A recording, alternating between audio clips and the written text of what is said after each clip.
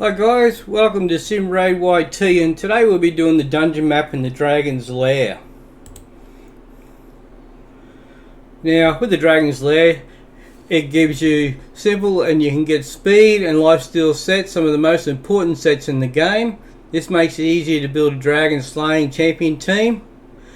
To get past the first and the second rounds, you will need to be some strong AoE attackers.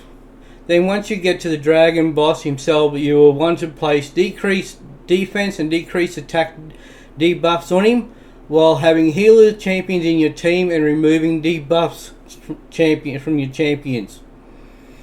Now Hellraiser's signature skill is Inhale. Hellraiser is the dragon. A passive with a 3-turn cooldown which resets your champion's turn meters and unlocks his Scorch skill for its next attack. Scorch does a lot of damage and places a team-wide stun as well that can't be blocked or resisted, which then in turn gives Hellraisers 2 attacks in a row. Now, also he has a section which is a purple bar in his health. If you can deal that amount of damage of that purple health bar before his next turn, his Scorch will be in lockdown again. Once you get into the higher levels, if you have champions with poison and HP burn, that will help as well in the harder stages. But before we get underway, I want to show, I'm only a low level player. So we'll show the Great Hall to show you where I'm at. So my videos are going to help out low level players as myself, mid-range players, so you can see you don't need to have your Great Hall and everything maxed out. As long as you've got some of it done, you know, work on your accuracies. That's the most important, because that'll help your champions get their skills away. Now with accuracy, it works like, okay, level 1, as long as you have 10 accuracy, you've got a great chance of getting your skills away. At level 10, if you have 100 accuracy, okay, you're pretty good, and so on. You know, level 20, you want 200 accuracy. Now the champions I'll be using in the game will be Mother Sabelli. Now the reason I use Mother Sabelli is she's got speed, so you want to have a lot of speed in your team. So try to put a champion up front who has a speed boost, and she has a speed boost of 24%, so that's going to benefit my other players as well in the group. You can see I've got to build out with a lot of speed, so around the 250 mark in speed. As you can see, speed here and resilience, HP, defense to give her that extra boost. Now her skills are Mask of Dread. Attacks all enemies, has a 25% chance of placing a 30% decreased speed debuff for 2 turns. So if she can get that skill away, that's going to slow down the enemy as well and getting chances to attack you as well. Also, this fills the champion's turn meter by 15%. Now I have her booked out, so that's why she gains the additional damage and buffs and chances here. Now her Soul Shepherd is the best move for my other champions. It places a revive on death buff and a 60% increased defense buff on allies for 2 turns. And I booked that down so it comes down to 3 turns. Uncanny Treasury swaps HP with an ally. If there's a champion HP is equal to higher than the target's after the swap, fills the champion's turn meter by 40%. Places a 30% increased speed buff on this champion for 2 turns, and places a block damage buff on the target ally for 1 turn. If this champion's HP is lower than the target's after the swap, fills the target turn meter by 40%, places a 30% increased speed buff on them for 2 turns, and places a block damage buff on this champion for 1 turn. Also places 2 15% continuous heal buffs on this champion for 1 turn. So as he gets increased speed, block damage, continuous heal, and it's on 3 turns. This is another fantastic thing. So if one of your nukers, that's a hard hitting champions you've got in your team, it's nearly about, you know, die low on health, use this, swap it over, that gives all them the health from Mother Sabelli to the other champion, and she takes the buff here so she can't be damaged for a couple turns. The Great Walker, so if she fully heals the ally with the lowest HP whenever this champion is killed. But you really hope that she doesn't get killed. You want to keep her alive so she's there to benefit those other champions. For her masteries, I have her set up in offensive gear. She's got crit rate, increases damage inflicted by 5% when attacking with 50% HP or less. Life Drinker heals by 5% of damage inflicted when attacking with 50% HP or less. Required rank is 3-star. Increases damage inflicted to targets with less than 40% HP by 8%. That's a single out. Bring It Down. Increases damage inflicted by 6% when attacking targets with higher max HP. Increases damage inflicted by this champion's default skill by 2% each time it is used during battle. Stacks across each round in a battle up to 10%. And then I have her in War Master. Has a 60% chance of inflicting bonus damage when attacking. Bonus damage is equal to 10% of the target's champion's max HP or 4% of the target's max HP when attacking bosses. Bonus damage can only occur once per skill and does not count as an extra hit. Damage is based on enemy max HP. So in defense side, we have gives extra defense there. Decrease the damage received by this champion by 8% when this champion is hit with a critical hit. Heals this champion by 10% of their max HP when they kill an enemy target. Cooldown 1 turn. Reduces the damage this champion receives from a specific enemy by 0.75% with each hit taken from that enemy. Damage reduction stacks up to 6% for each enemy. Has a 60% chance of placing a leech debuff for 1 turn when placing stun, sleep, fear, true fear, freeze, petrification debuffs. And then has a 20% chance to counterattack an enemy when they apply a stun, sleep, fear, true fear, freeze, petrification debuff on an ally. Cooldown 1 turn. So you can see my stats here. It's speed's the most priority, 247. She has an accuracy of 164. But over time, I've got to keep building the accuracy up higher and higher.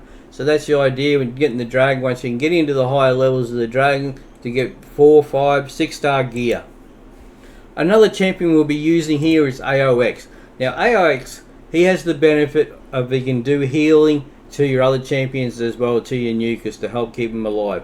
I have him at just over 200 speed, so it makes it, he's faster in the team. Give him the extra turns as well. His crit rate is over 100%, only needed 100%, but I just don't have the right equipment at the moment to be able to give it 100% and put some extras like accuracy here. I have him over 200, so he's pretty good, so he should be right to about level 20. But his most important is his skills. He attacks one enemy 2 times. Each hit has a 10% chance of placing a 5% poison debuff for 2 turns. Damage is based on attack, but this is the one, Law of Restoration. Attacks one enemy, heals all allies with 10% of their max HP. So this is AOX's best move. This is where you're wanting to prioritize his skills to. Heals each ally for an extra 2.5% for each debuff on this target. So with his books he gets the additional damage, heals and a cooldown back to 3 turns. The Weight of Aeons. Places a 50% decreased attack debuff on all enemies for 2 turns. Also has a 75% chance of decreasing enemy turn meter by 20%. Places a 30% decreased critical rate debuff on the target for 2 turns if they have 50% or more turn meter after the turn meter decrease. Decrease attack, decrease critical rate, and with his books brings him back to 3 turns. Steward of Time increases the duration of 2 random debuffs on the attacker by 1 turn when attack occurs once per hit. His masteries, we have him set up in offensive and support. So we just make these quick. Crit rate of 5% extra, crit damage an extra 10%. Increases damage inflicted by 5%.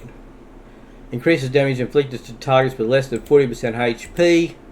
Holds by 5% of damage inflicted when attacking with 50% HP or less. It increases damage inflicted by 6% when attacking targets with higher max HP. Increases damage inflicted by this champion's default skill by 2% each time it is used during battle. Stacks across each round in a battle up to 10%. And then we have him in War Master. We could have put him in defense.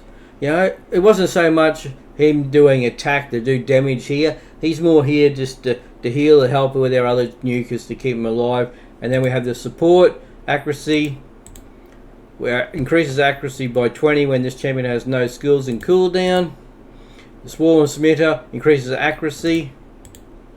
Increases the base stat set bonus of all artifact sets to increase base stat by 15%. This increases multi-active, not additive. Decreases the target turn meter when this champion hits them with the default skill for the first time. Decreases the turn meter by 20% with a single target skills and 5% with AoE skills. Occurs once per target.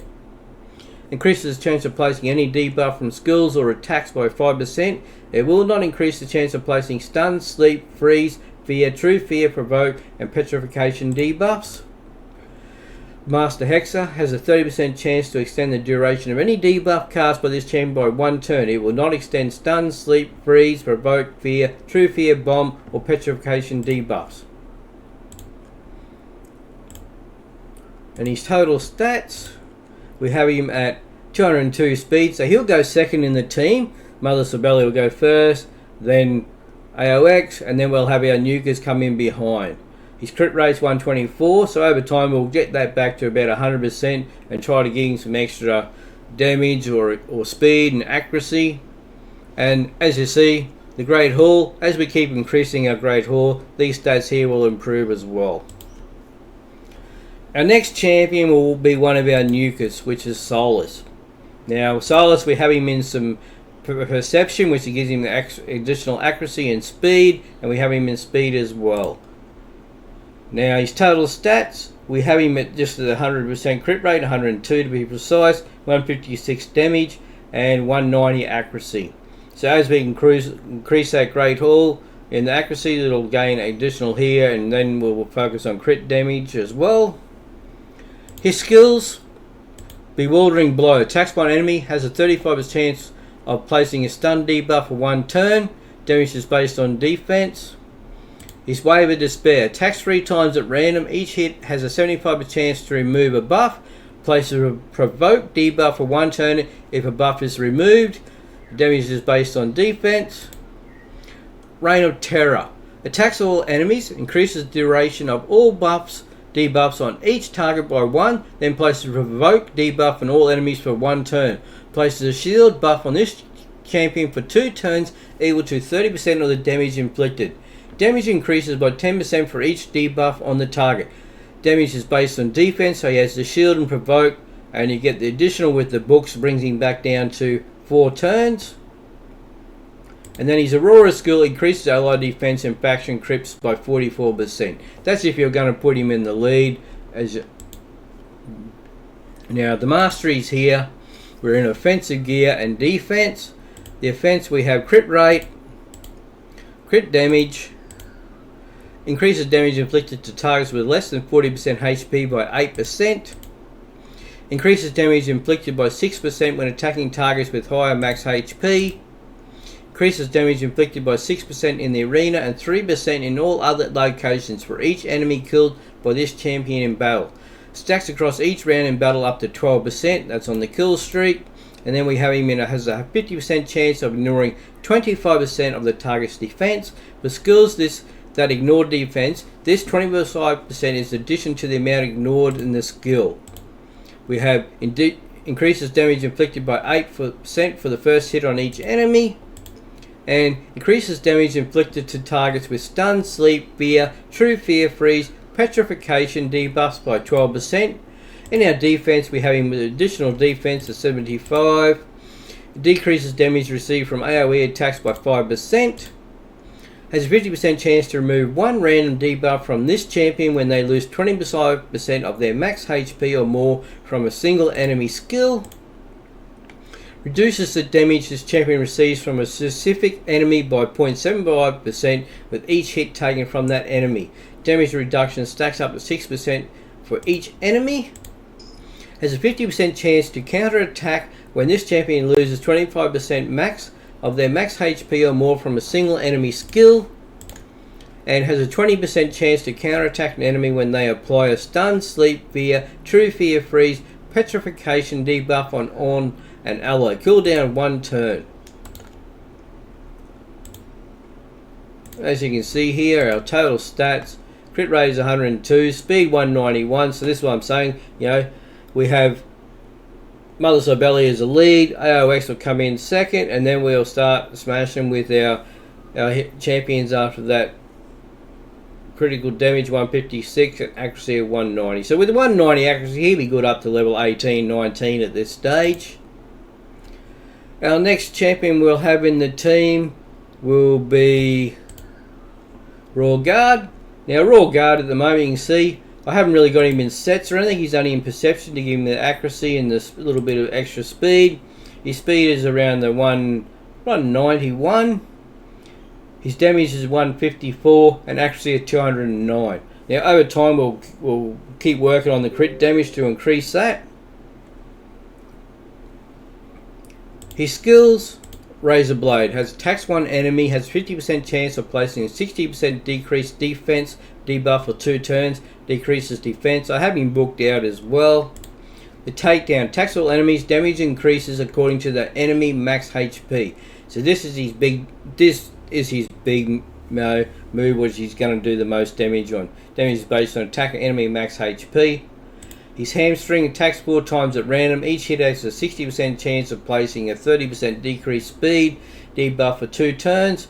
Each hit also has a 60% chance of decreasing the target's turn meter by 25%. His Aurora increases ally attack in dungeons by 35%. So sometimes, you know, he'd be a good champion to put in your lead. Now his Masteries, of course, we've got him set into offensive gear to give him that extra attack. And we've got some support on him as well, just to helps him. He's got crit rate of 5%, crit damage at 10%, increases damage inflicted by 5% when attacking with 50% HP or less, heals 5% of damage inflicted when attacking with 50% HP or less, and increases damage inflicted by 8% for the first hit on each enemy. Increases damage inflicted by 6% when attacking targets with higher max HP. Increases damage inflicted by this champion's default skill by 2% each time it is used during battle. Stacks across each round in a battle up to 10%. War Master has a 60% chance of inflicting bonus damage when attacking. Bonus damage is equal to 10% of the target champion's max HP or 4% of the target max HP when attacking bosses. Bonus damage can only occur once per skill and does not count as an extra hit. Damage is based on enemy max HP. Accuracy here, in his pinpoint accuracy, additional 10%. Increases accuracy by 20% when this champion has no skills. So your first move, first attack, you have that additional as well. Increases accuracy by 4% for each enemy alive, stacks up to 16. Has a 5% chance of decreasing the cooldown of a random skill by 1 turn at the start of every turn. Decreases the target turn meter when this champion hits them with the default skill for the first time. Decreases the turn meter by 20% with a single target skill and 5% with AoE skills. Occurs once per target. Increases the chance of placing any debuff from skill or attacks by 5%. It will not increase the chance of placing stun, sleep, freeze, fear, true fear, provoke, or petrification debuffs. Required rank 5 star has a 30% chance to extend the duration of any debuff cast by this champion by 1 turn. It will not extend stun, sleep, freeze, provoke, fear, true fear, bomb, or petrification debuffs. And our other champion which we'll bring into the team will be Cold Heart. Now, with our Cold Heart, we've set her up as a nuker as well, and we've got her in reflex gear. So it gives a 40% chance to random skill to bring it back down, and accuracy. We've got her set up as speed at 157, so she's our slowest. We really need to work and focus on that over time to bring her up higher. Her crit rate is very, very low. It's only at 39. We need to get that at 65% because with her skills, her 65% is already required here, plus the skill will bring it up as what we need. But our crit damage is what here we're really focused on with her. We're at 199 crit damage and 287 accuracy.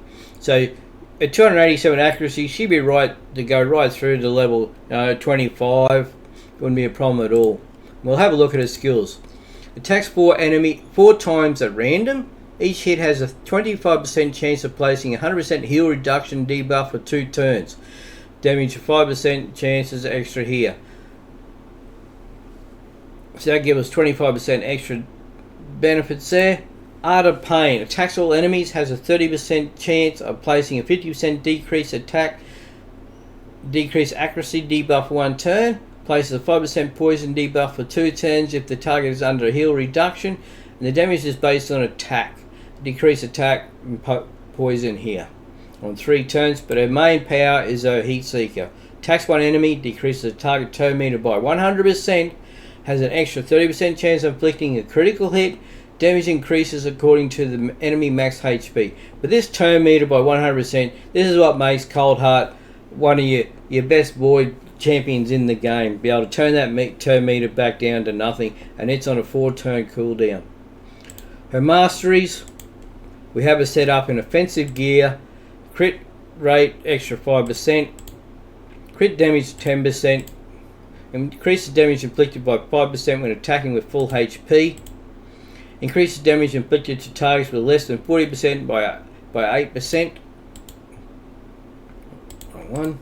Increases damage inflicted by 6% when attacking targets with higher max HP.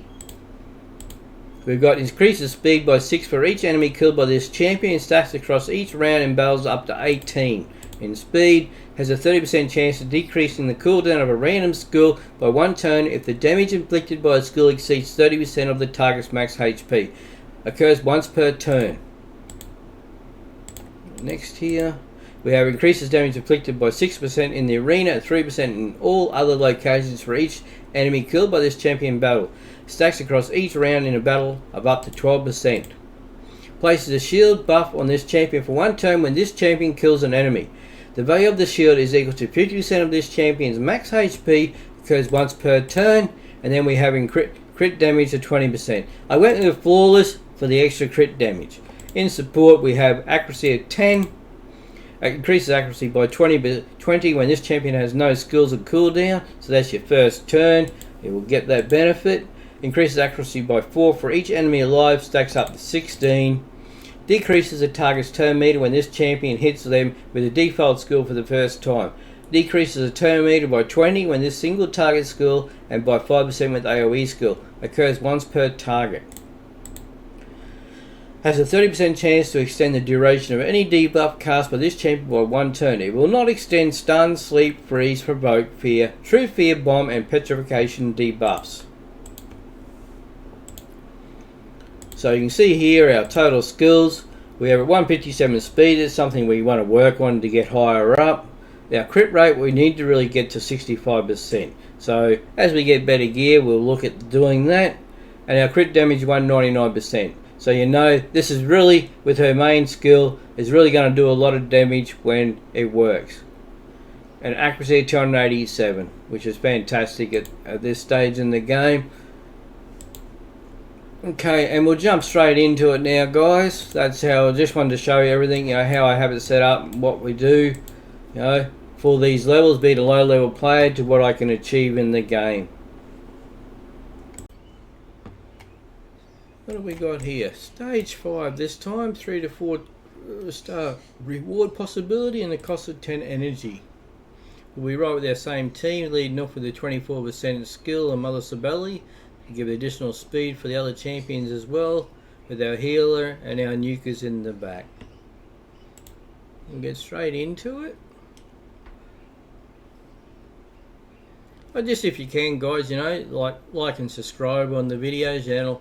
It just helps with the channel and to try to recoup some of the costs of what it's cost to set up, a web page and that along the way. It's all been money out of my own pocket, but I've just done this for to help myself, so I know what I've achieved over time, and to help other players along the way as well.